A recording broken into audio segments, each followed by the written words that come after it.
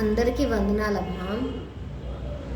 ఈరోజు మాది ఆంధ్రప్రదేశ్లో ఉన్న అన్ని జిల్లాల గురించి ప్రార్థన చేసుకున్నాము. ప్రార్థన చేసుకునే ముందు మన ఛానల్ పేరేంటి? శ్రమల కొలువు. శ్రమలు శ్రమలు శ్రమలు శ్రమలు అంటే మనం శ్రమ చూడగానే భయపడిపోతాం. మీకు తెలిసిందే కదా, శ్రమ అంటే మీరేమీ శ్రమ పడలేదు అంటారు.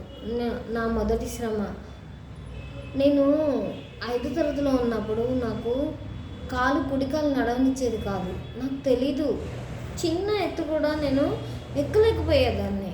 కానీ ఎక్కలేకపోయినప్పుడు నేను చాలా బాధపడ్డాను. ఎందుకు నాకు తెలియకుండా నేను ఎక్కలేకపోతున్నాను అనేసి డాక్టర్లకు చూపిస్తే ఏమన్నారు, కాళ్ళు నరాలు విగ్నేసి అమ్మాయి ఇంకా నడవలేదు.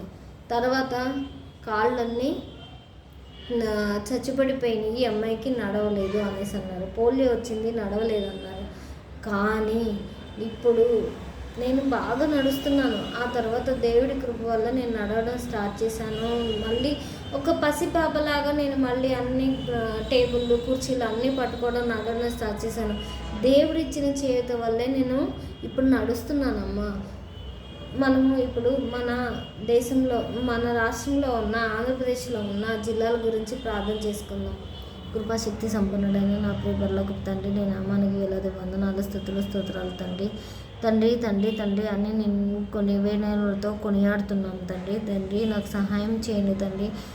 మా జిల్లాలో ఉన్న ప్రతి బిడ్డని ఆశీర్వదించండి తండ్రి. ప్రతి అధికారిని ఆశీర్వదించండి తండ్రి. ప్రతి అధికారికి మంచి జ్ఞానం ఇచ్చి మీలో ఎదిగేలాగా చూడండి తండ్రి. ఏ మౌలిక సదుపాయాలు మా జిల్లాకు అవసరమో దాన్ని తీర్చండి తండ్రి.